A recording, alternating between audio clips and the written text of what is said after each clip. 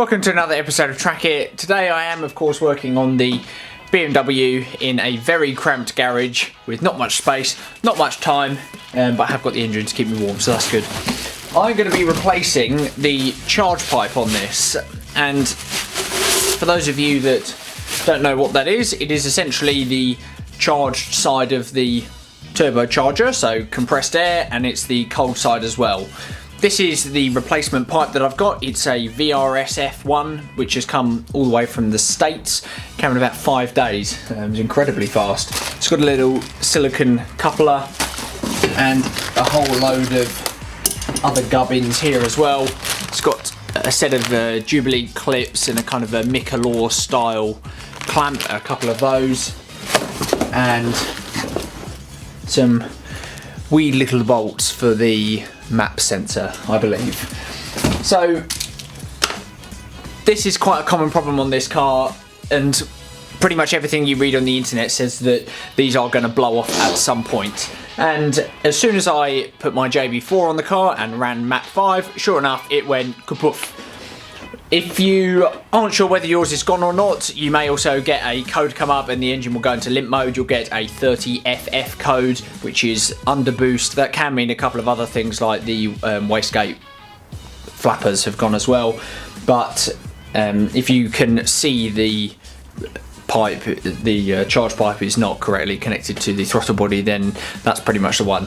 There are loads of different ways that these can fail. They can come off the throttle body, or they can crack, or they can blow a diverter valve off or something like that. They're quite brittle plastic as factory, but we're replacing it with this wonderful OEM looking VRSF one. So let's get to fitting it. These are the tools you're going to need then, not too many for this job. I've got a T20 here, 2 flathead screwdrivers, a T30, a 10mm spanner, a 3mm Allen, a 5mm Allen or hex, a pick and a ratchet and a couple of extenders.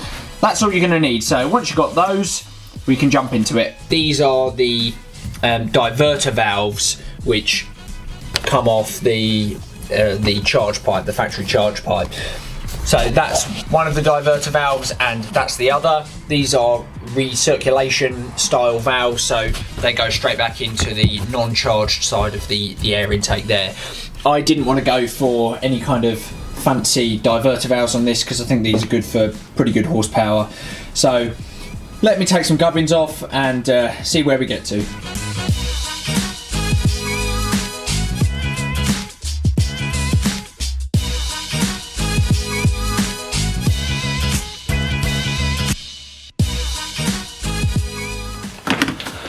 Okay, I've realised I'm going to have to take the scuttle trim out.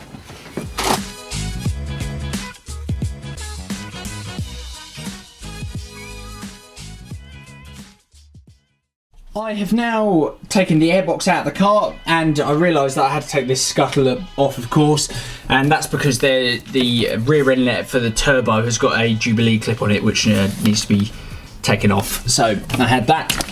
And then there are a couple of mounts here for the standard airbox, which it just pulls up and off. And these ones here for the battery cables as well. These are mounted onto the airbox. You can see there's a little slit in it and it kind of sits on a post. There are 3 of those, so they also need to be pulled off. This then is the culprit. I mean, it's pretty plain to see what's happened here. The thing has just totally come off the throttle body. So I'm pretty close, I think. Looks like I've got a Jubilee clip here, and then I need to take the diverter valves off, and then I think it should come out. Fingers crossed.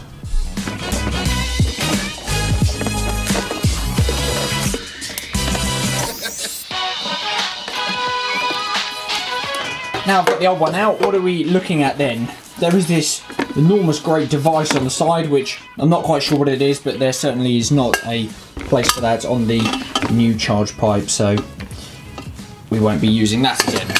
However, these are the factory diverter valves, these 2 here, and they have little twist catches on here which rotate and then you pull the things off. So they should go directly onto the new charge pipe, and then you've got the 2.5 bar map sensor which comes off. There's a little tab here which is a little bit difficult to see, especially with that great thing in the way. Anyway, there is a little tab here which is quite difficult to get off when you're down in the engine bay, but if you just push it back with a clip, that's how you get the sensor out. So I'm going to set about swapping over the bits.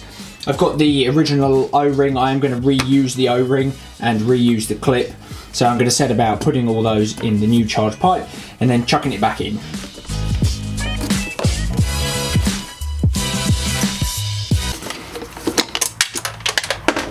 Oh God!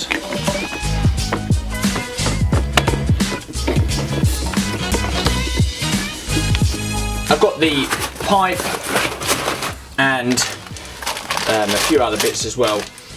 So the factory diverters, there's a special clip on the original charge pipe, and on the VRSF one you pull them out and you use these two silicon couplers. This is the circlip from my original one, and in here there are 4 of these jubilee clips to connect these over. I mean, they are pretty enormous given the job that they've got to do. Then we've got two of these Michelor style clamps, and they are different sizes, and as you can see this pipe here is quite a bit bigger at this end than this end. So because I'm just so clever, I've worked out that the small one goes on the small end and the big one goes on the big end. So that is pretty much it. Now I've got the diverter valves off. I've put in the O-ring from my old one. Some of you will probably be wondering why I'm not changing the O-ring on this, and it's because I've had the turbos replaced on this car pretty recently. I know that the O-ring and the circlip were done as part of that. Unless your circlip is completely bust, there's probably no reason to change it at all. Mechanically, it's just a piece of metal which doesn't get much fatigue. The O-ring though, probably would replace that if I could while it's off. It's only a few quid, so why wouldn't you do it? They are crackers, way too long. They're probably, if they go up to 51mm there, and 27 round here, I'm probably 2 or 3 centimeters off here, so maybe they need to be a 30mm, and way off here. They are very, very long. Now these meth bungs, as far as I can tell, are NPT fittings. I think they're an 8th NPT, but I could be wrong. So I can't be bothered to go and look it up, so I am just going to put a little bit of Loctite on them. Call me precautious, but I'd rather they didn't come out on a road trip. These are the recirculation valve clips that go back onto the engine. So back onto the engine. What a plonker! Back onto the inlet, the uncharged side of the inlet, or the unpressurized side. So what you do with these is you actually put them back into the unlocked position, and then, the locked position, and then you can twist it on. You can see that there's a little arrow on here which indicates where it should be, and then there's also a notch on the section there, so if you push you can just hear it click into place. The whole thing's fitted. I'm just about to reconnect the vacuum hose onto the T which goes into the diverter valves here. So there's a little T there which that from the inlet goes into, but everything else is pretty sorted. I'm not a huge fan of having branding on stuff because I just would prefer if it was OEM, but it doesn't look like I can take that one off. So the Michelor style clips have got them like this, so they're on the well, it's the passenger side in the UK or the driver's side in the US, and the clip is very easy to get in. So all I need to do now is just tidy up those little bits and then get everything back together. So of course the process of just putting everything back on that I've already taken off.